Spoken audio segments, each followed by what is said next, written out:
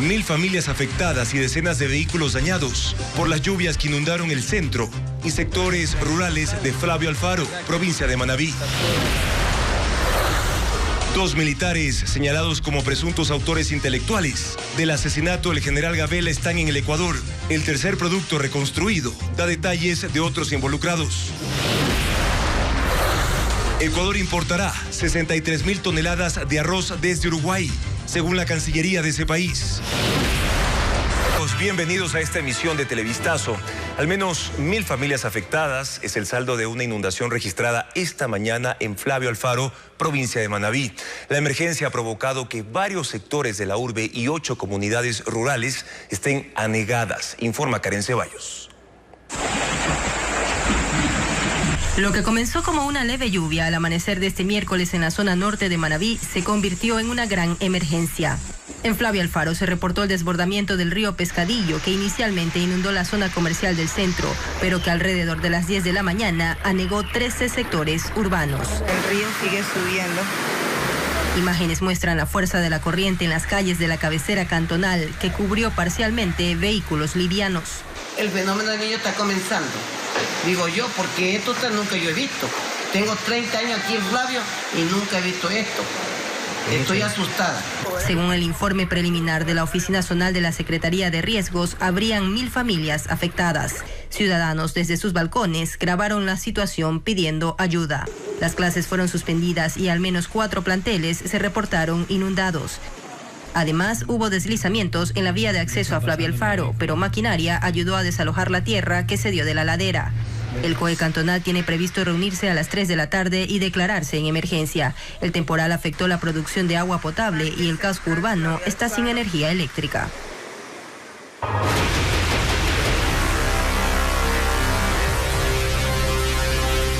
Caso Gabela, las piezas del rompecabezas.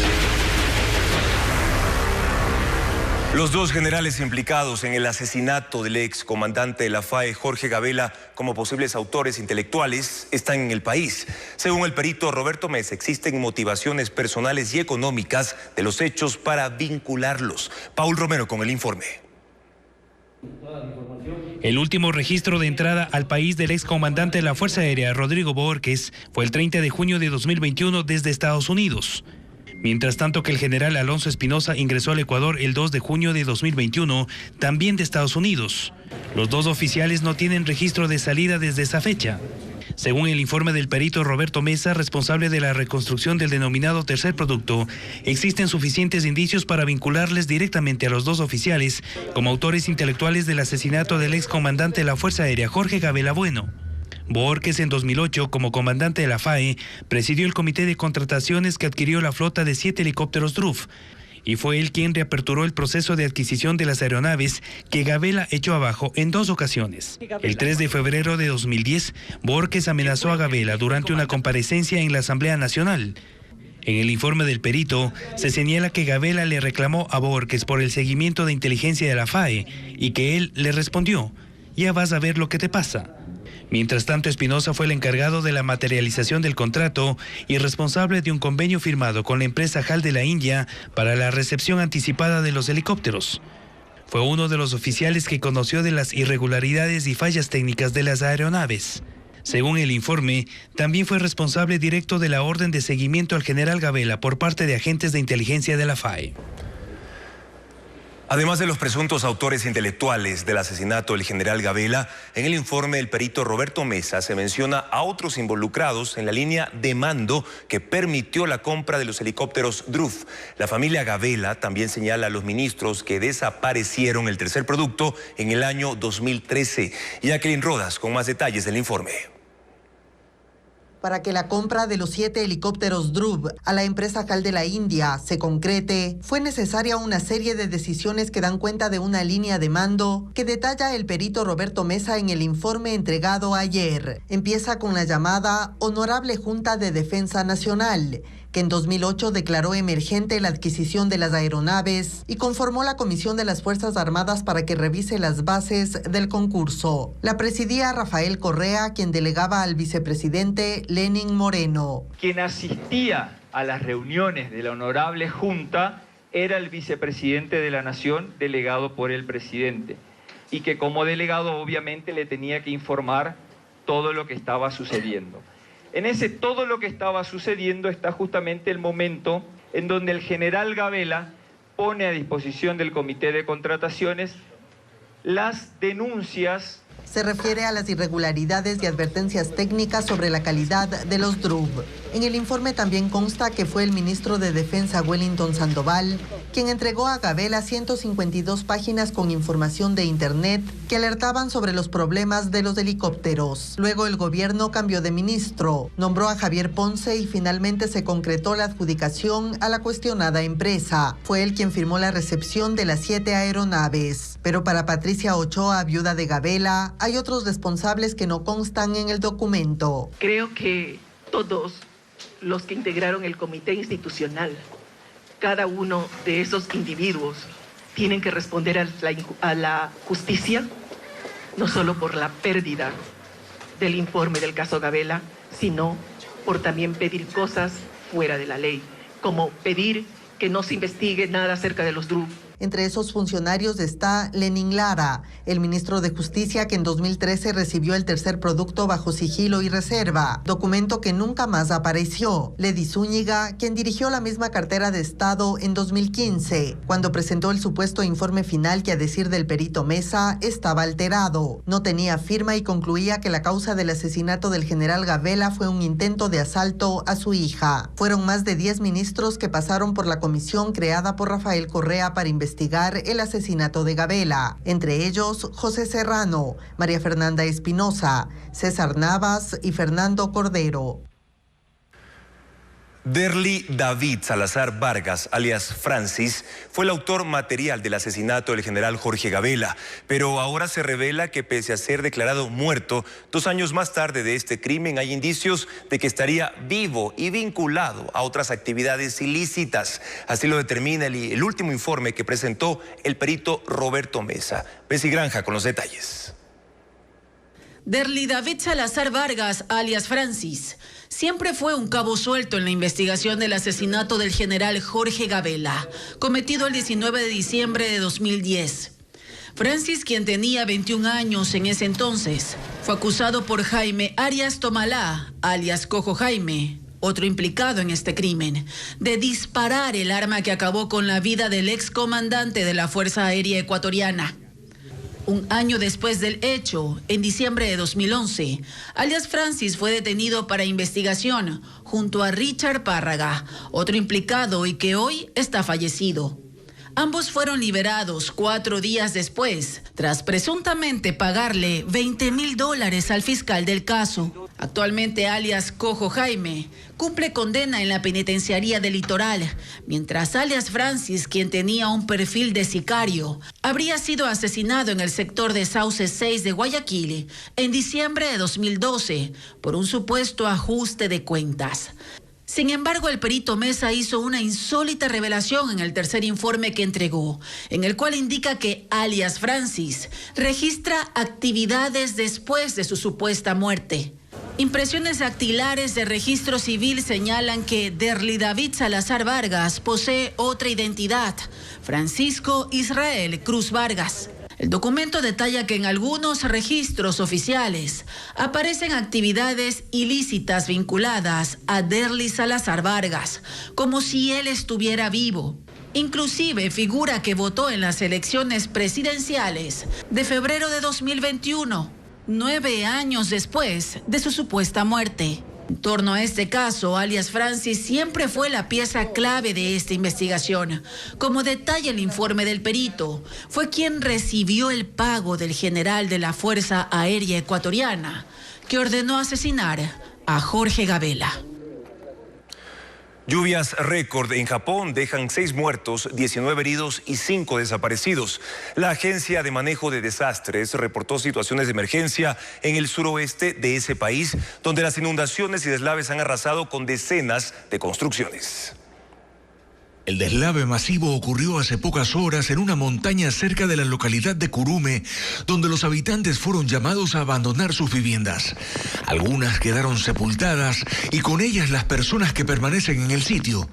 Hay 6 víctimas fatales y la búsqueda de desaparecidos continúa. Otras 420.000 personas tienen orden de evacuación en las prefecturas de Fukuoka y Oita. Ahí se ha emitido una advertencia especial por lluvias.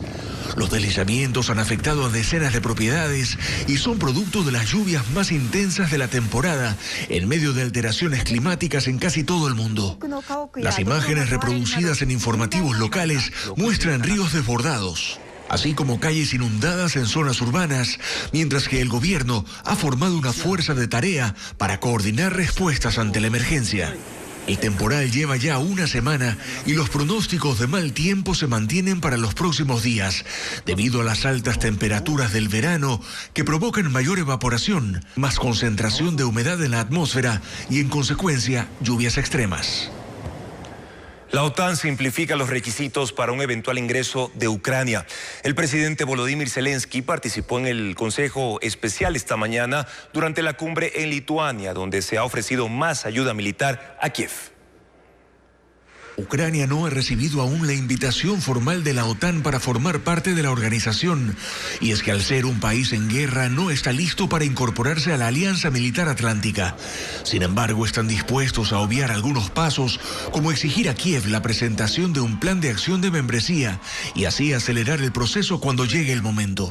Pues la OTAN es un mecanismo colectivo de defensa y si Ucrania entrara en las actuales circunstancias, implicaría que los 31 países miembros estarían en guerra con Rusia por la invasión que desató en febrero del año pasado.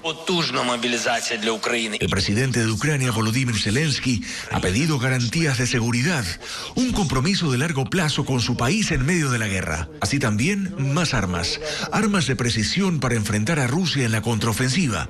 Y en ese sentido, Alemania, que se ha convertido en el segundo proveedor militar de Ucrania después de Estados Unidos, anunció un nuevo paquete de ayuda por 700 millones de euros.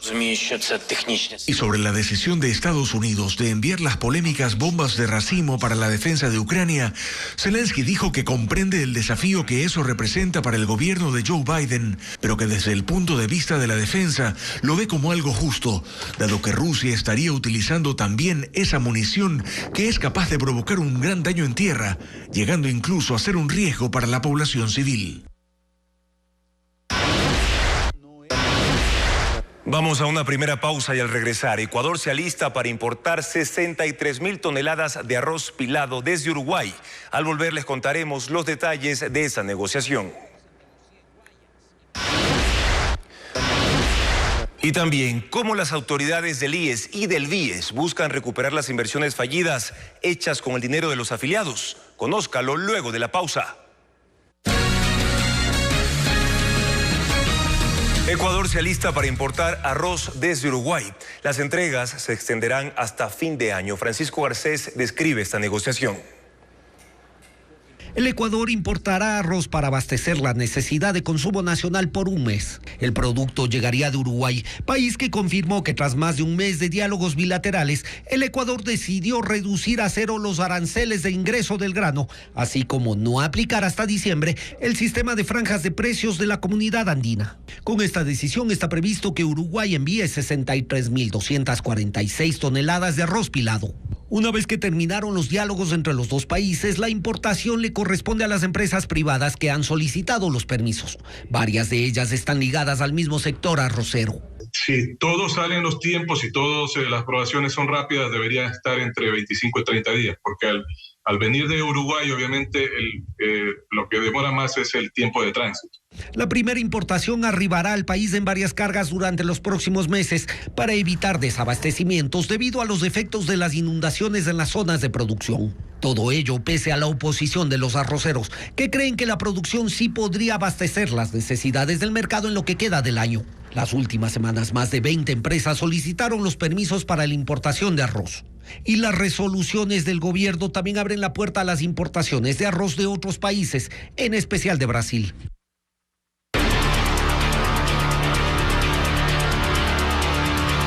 El El Yasuní, ese tesoro que no conocemos. Ahora conoceremos a fondo el Parque Nacional Yasuní, considerado reserva de la biosfera. En la segunda entrega de El Especial Yasuní, ese tesoro que no conocemos, William John relata que ese territorio también es hogar de 5.000 indígenas quichuas, guaraníes y shuar.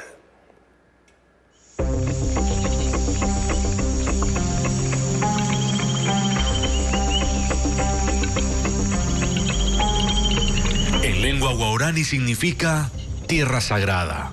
El Yasuní es el área protegida más grande del Ecuador, con 1.600.000 hectáreas entre las provincias de Orellana y Pastaza, en pleno bosque húmedo tropical amazónico. Pero de aquí se extrae petróleo. Las plataformas están instaladas en 80 de las 300 hectáreas asignadas al bloque 43, donde están los yacimientos Ixpingo, Tambococha y Tiputini. Detener esas operaciones y dejar el crudo bajo tierra es lo que está en juego en la consulta popular de agosto. En 1989, la UNESCO declaró a este parque como reserva de la biosfera. Aquí se identificaron más de 2.000 tipos de árboles y arbustos, 204 especies de mamíferos, otras 600 de aves, 121 clases de reptiles y en sus ríos hay 250 variedades de peces. Es catalogada como una de las zonas con mayor diversidad por metro cuadrado del planeta. Televistazo viajó a la Amazonía para recorrerlo. La travesía empezó en el río Napo, hasta la frontera oriental con Perú. Allí nace el río Yasuní, que nos llevó a sus entrañas. Unas cabañas forman el puesto de control de ingreso al Parque Nacional, con personal del Ministerio del Ambiente y un militar. Sus habitantes se movilizan en canoas y lanchas por los serpenteados ríos que desembocan en el Amazonas. Entre todas las comunidades dentro del Yasuní habitan 5.000 indígenas, de las nacionalidades quichua, guaraní y shuar. Según la UNESCO, unos 300 siguen viviendo en aislamiento voluntario. Son los tagaeris y taromeranes. Hay pocos registros de su hábitat.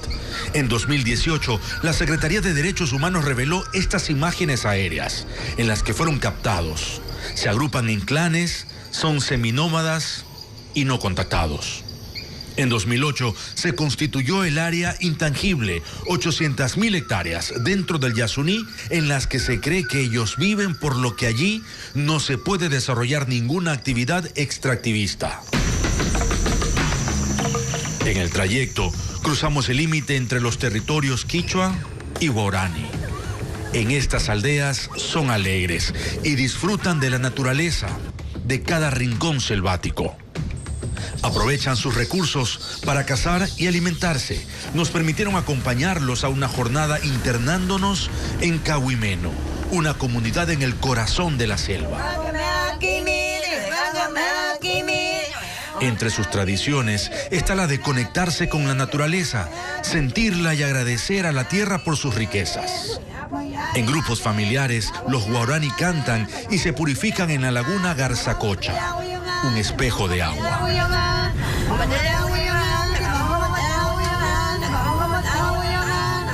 Los atardeceres también son venerados por los indígenas, vigilantes ancestrales de este tesoro natural.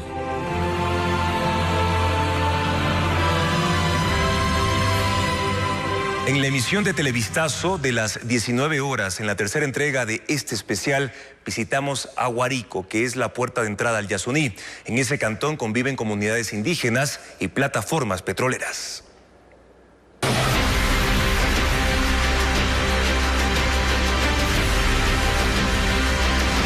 Elecciones 2023. Camino a Carondelet.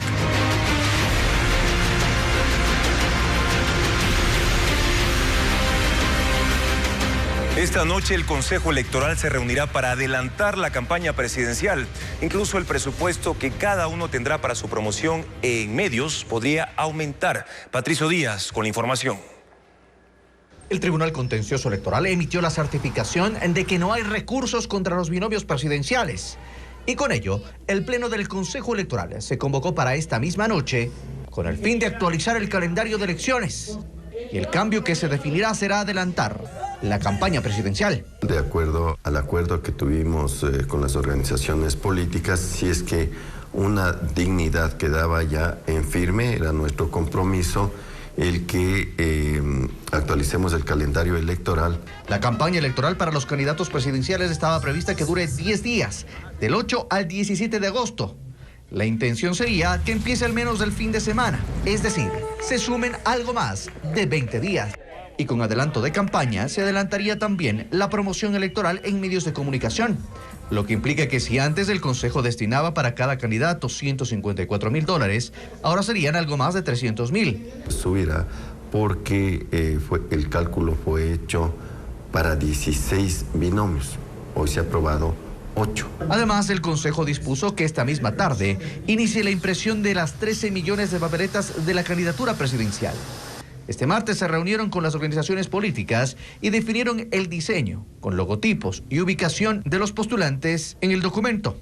El proceso de impresión tomará 10 días. La seguridad sigue ocupando los primeros lugares en la lista de promesas electorales. En redes sociales, los candidatos exponen posibles soluciones. Es el mismo tema, pero abordado desde puntos de vista distintos. Otto Sonnenholzner también habló de seguridad, pero desde otra arista. Iremos por la plata de los delincuentes, rastrearemos el dinero mal habido del crimen organizado y las mafias. Y Bolívar Armijos, también candidato a la presidencia, prefirió enfocarse en el factor humano y prometió que en caso de ganar habrá mejoras para los policías. Patrullaje permanente. Para Yacu Pérez la cosa no tiene que complicarse tanto. No hay que inventar el agua tibia. Dice que ya la ley da todas las herramientas y que es solo cuestión de utilizarlas bien. Nosotros a los barrios más violentos entraremos con toda la fuerza de la ley. Y sí, la mayoría de los candidatos habló hoy de seguridad. Que en todo el Ecuador se respete el derecho de la vida de todas las personas que salen a trabajar. Aunque también hubo quien tocó otro tema, el de la seguridad social. Pagar la deuda del Estado a la seguridad social y voy a empezar entregando el Banco del Pacífico a la seguridad social. Las propuestas siguen a medio camino de la campaña electoral. ¡Que viva el Ecuador! Más adelante en Televistazo, multitudinaria protesta en Israel contra polémica reforma judicial deja 66 detenidos.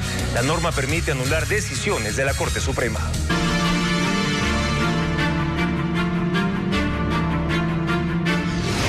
IES, los derroches millonarios. Las autoridades del IES y del BIES han iniciado pequeños proyectos para recuperar la inversión de obras abandonadas e inversiones hechas hace más de 10 años. Hernán Higuera con un nuevo informe sobre este tema. Las actuales autoridades parecen haber entrado en conciencia de lo que significa las pérdidas para los afiliados y los jubilados. Hay pocas y tenues acciones para iniciar un proceso de venta de los bienes de uso no institucional para evitar aún más su deterioro. El Consejo Superior del IES aprobó un reglamento para la venta de bienes inmuebles que establece un proceso de puja en subasta. Empezarían por aquellos que significan erogación de gastos en vigilancia y no generan ningún rendimiento al Seguro Social. Es que con esta resolución logramos destrabar la venta de los 390 bienes de uso no institucional a la fecha. El siguiente paso es hacer un avalúo de lo que cuestan los viejos y deteriorados bienes. Hacer un plan de enajenación anual con informes técnicos, económicos y legales para sacarlos en subasta. Intentar conseguir los mejores precios. Más que determinar cuántos bienes en su momento no vendieron, es determinar cuántos bienes aquí sí a futuro vamos a lograr vender. Y esos recaen sobre los 390 bienes de uso no institucional. El reglamento aprobado estipula que el producto de la venta iría a inyectar liquidez a los fondos de seguros especializados, algo que se debió hacer hace mucho tiempo. El IES, sus inoperantes administraciones y su lenta burocracia se han dado el lujo de tener miles de hectáreas desperdiciadas mientras sus jubilados buscan dónde hacer sus terapias. Conscientes de la vergonzosa realidad en Pichincha, se han empezado a tomar también correctivos. El director de Pichincha acaba de entregar este espacio para el Centro de Atención del Adulto Mayor. Apenas costó la decisión de adecentar el lugar, pintarlo y construir un par de baños. Solo era decisión. Prácticamente haciendo la gimnasia en la calle, con sol, lluvia, o sea, un desastre. Y pese a que no todo está óptimo, al menos ya está en manos de los 350 jubilados. Este problema de los predios tiene desde el año 2017 que han venido en un proceso de deterioro y que no se ha hecho una intervención desde el Instituto Ecuatoriano de Seguridad Social. Esto era un colegio privado. El IES lo arrendaba por una ínfima cuantía. Hoy esa propiedad ha sido desalojada y entregada en comodato al Ministerio de Educación para un establecimiento público. Posiblemente beneficiará a unos 500 niños y jóvenes de la zona del Batán. El viejo cine no tiene plan, seguirá cayéndose de viejo, a menos que alguien se interese por un proyecto rentable. Mantener los bienes improductivos del IES tiene un alto costo. El IES en Pichincha calcula un presupuesto de $586,000 de inversión para apenas limpiar las propiedades. De hecho, se acaba de firmar la primera fase para la intervención en limpieza de maleza, desbroce y cerramiento de los predios, con la compañía Civiltech por $187,100. Venderlos es el objetivo. Ojalá, antes de que vuelvan a ser tomados por el olvido. En el BIES, mientras nuevos administradores del banco se acomodan en sus puestos y se enteran de las pérdidas de sus inversiones, sobre todo en los fideicomisos, no nos han actualizado en datos. Pidieron no publicar las entrevistas a sus antecesores, pero de datos obtenidos y verificados por Televistazo podemos decir que los 14 grandes proyectos de inversión seguirán igual por un buen tiempo, mientras se resuelven glosas y temas legales con empresas constructoras. Pero sí hay proyectos de vivienda que se están reactivando. Es el caso de Oporto en Guayaquil, un plan de 8 etapas de las cuales 2 están entregadas y la tercera en construcción y venta tras 7 años de abandono.